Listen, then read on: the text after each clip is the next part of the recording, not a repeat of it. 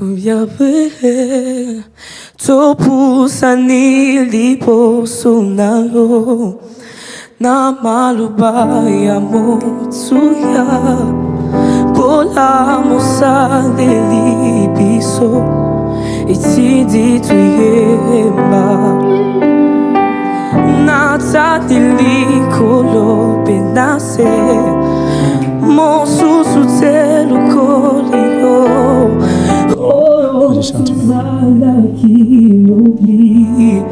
Peho toko lelo Boke seniza di mi Asinyo so singolu kawe Kumisama yawe Zwado lukumu Mo besina bo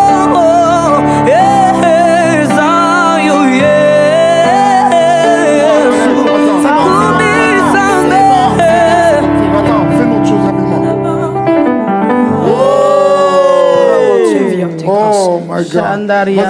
Sikangana yema Jesus amalamu Sikangana yebe Jesus amalamu Yawo kulinga Yawo lati singa Yesu kulinga Nanama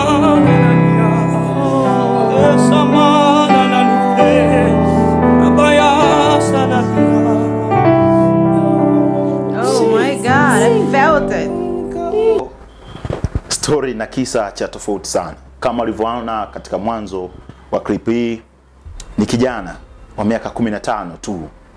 Kijana ambaye haoneshi nuru wala matumaini katika uso wake. Kijana anayetoka katika familia ya kimaskini. Kijana anayetoka nchini Kongo. Mjini Kinshasa ndio nyumbani kwao. Pale ndipo alipozaliwa. Hapo ndipo alipokulia. Na hapo ndipo maisha yake na historia yake imeanzia, katika nchi ya DRC Congo, ambako kusingekuwa na matumaini wala faraja katika uso wa mtu yeyote, hasa ukizingatia hali halisi ya vita na mapigano ambayo nchi hiyo inapitia kwa sasa. Clip hii uliyoiona si ya miaka 90, si ya miaka 80, ni clip ya mwaka 2025. Kijana uliyemuona hapo anaitwa Julius Bukasa. Julius Bukasa ni kijana wa miaka 15 ambaye kwa sababu ya kipaji ambacho Mungu alimuumbia, licha ya umaskini wa kiwango kikubwa cha familia yake, alipata nafasi ya kuweza kushiriki katika mashindano ya kuimba. Na katika hayo mashindano, hii ndo siku ambayo alikuwa na nafasi ya yeye kwenda kuimba. Lakini siku hii haikuwa nzuri hata kidogo kwake, kwa sababu asubuhi ya siku hii ambayo alipaswa kwenda kuimba, Julius Bukasa alitembelewa na kaka yake, na kaka alipofika alimpa taarifa Julius Bukasa kwamba lile tumaini letu, yule baba yetu, yule mzazi aliyetulea kwa shida na ambaye kwa sasa ndiye tuko tunamtazama kama tumaini, aliyekuwa hospitali katika mji wa Kinshasa, amefariki dunia. Na sasa muda huu ndugu na jamaa wengine wote walikuwa wako hospitali kwa sababu ya kufanya hatua za mwisho za kuuaga mwili wa baba, na baada hapo baba akazikwe. Babake na Julius Bukasa alikuwa amefariki siku ya leo.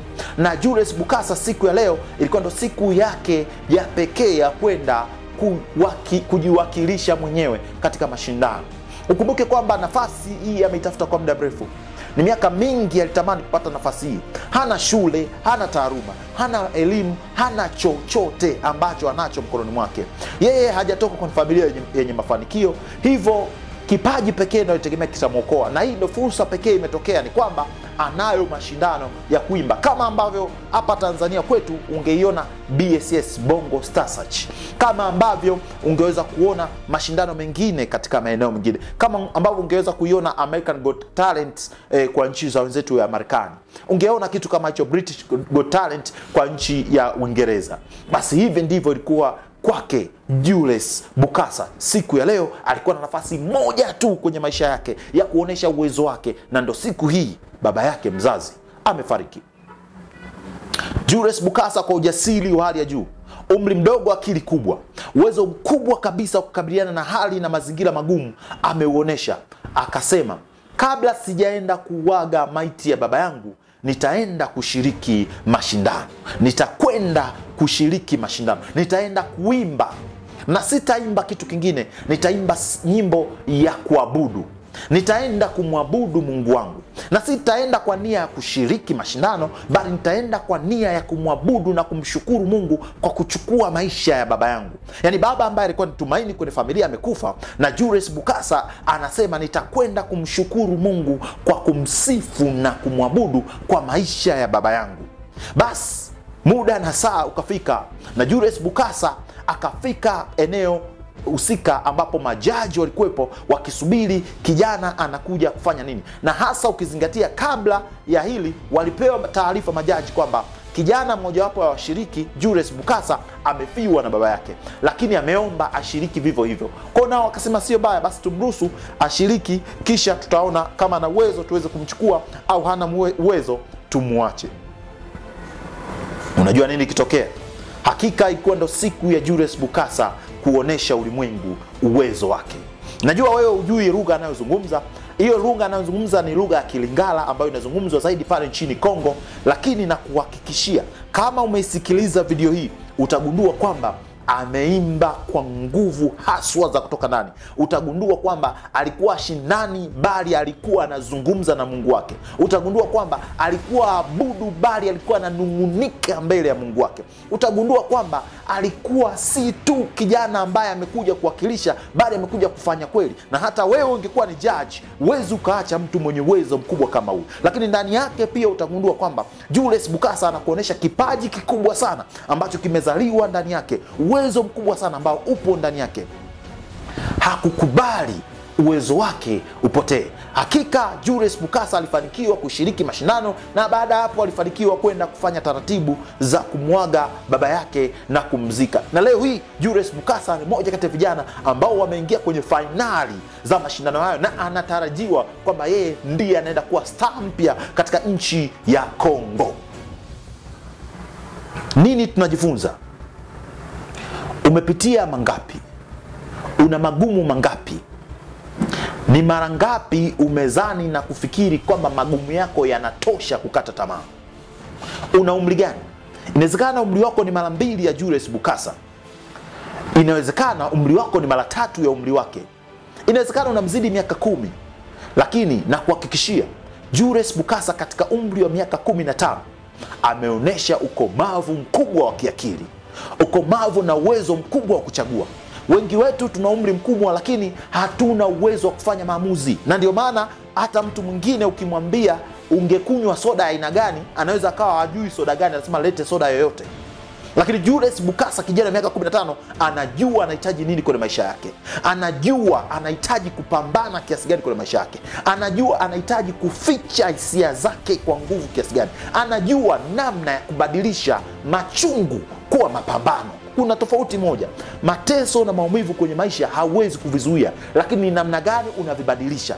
Change negative energy into positive energy. Badili matatizo yako kuwa sababu yako ya ushindi. Julius Bukasa katika siku aliyofiwa na baba yake, alibadili kifo cha baba yake kuwa ibada ya kusifu na kuabudu, na leo imempeleka finali. Badili mtazamo wako juu ya matatizo yako.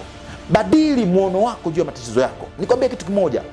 85% ya mabilionea duniani, kwa mujibu wa utafiti uliofanyika, 85% ya mabilionea duniani ambao wanatikisa dunia kwa uchumi mkubwa ni first generation. Yani ni kizazi cha kwanza. Yani yeye ndiye ameanzisha huo uchumi na ndio ameufikisha hapo kwenye ubilionea. Ni 15% tu ndio wamelisi na kuweza kuendeleza. Na 15% hiyo kwa kiasi kikubwa wanapatikana kwenye bara la Asia. Tutakubaliana uwezo wa wenzetu wa Hindi, ukiangalia wa China, wa Japani katika uwezo wa kurithi vitu na kuviendeleza. Lakini angalia katika nchi za Kiafrika tuna huo uwezo. Kwa kumbe, bila kujali kwamba umeanza katika background mbaya kiasi gani, lakini pia unapitia changamoto kiasi gani, usiache kusimama na kupambana, kwa sababu Tatizo lako ndiyo sababu yako ya kupambana. Uwezo wa kupambana wa mtu ambaye ana maisha mazuri hauwezi kuwa sawa sawa na kwako. Sababu ya kupambana ya mtu ambaye amezaliwa kwenye familia bora hauwezi kuwa sawa sawa na kwako. Kwa hiyo mchukua kwamba kuzaliwa kwako katika familia ambayo ina hali ngumu ni Mungu amekuandaa ili uje kuwa kitu bora.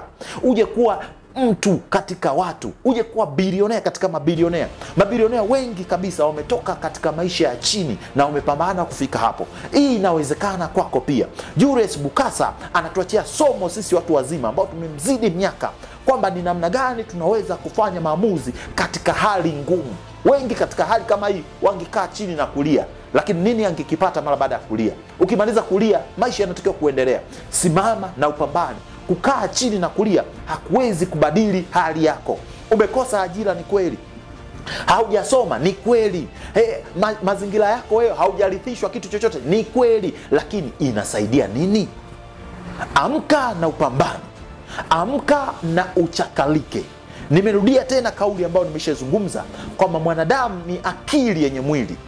Tuoneshe kwamba wewe ni akili yenye mwili na sio mwili wenye akili. Mnyama peke yake ndo mwili wenye akili na ndio maana anafugwa. Lakini wewe ni mwanadamu, ni akili yenye mwili. Kwa unaweza ukageuza mazingira yako pamoja na ugumu wake ukatengeneza kitu. Angalia kipaji ambacho Mungu ameweka ndani yako. Angalia uwezo ambao Mungu ameweka ndani yako. Angalia ni watu gani wanakuzunguka. Anza na hao wakusaidie kupanda kutoka kwenye hatua moja kwenda hatua nyingine. Naongea hivi kwa uchungu kwa sababu mimi ni mmoja kati ya mfano wa maisha haya.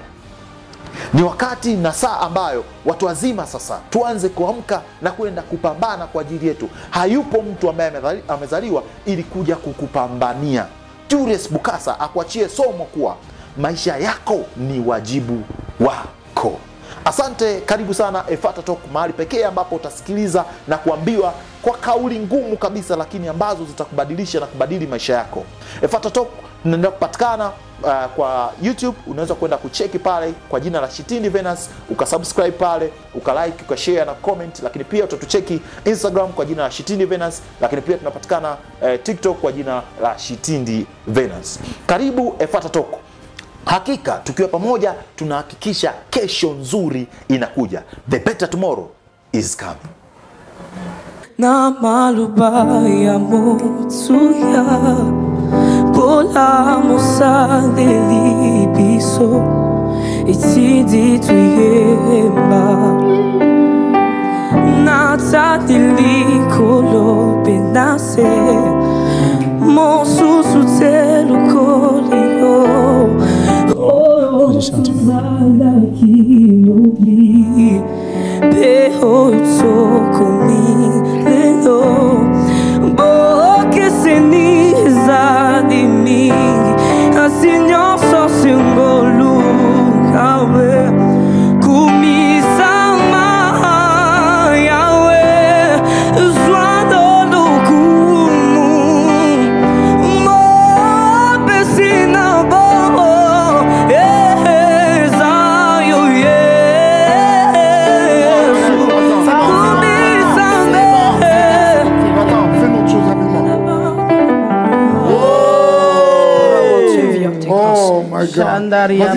Sikangana yema Yesu za malamu Sikangana yebe Yesu za malamu Yawobo kulinga Yawola tisinga Yesu wabo kulinga Nanama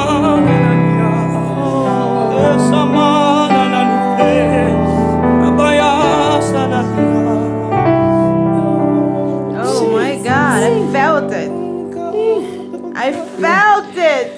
He's anointed. Il a quoi? Il a 15 ans. Oh, Jesus. Woo, Jesus, I felt it.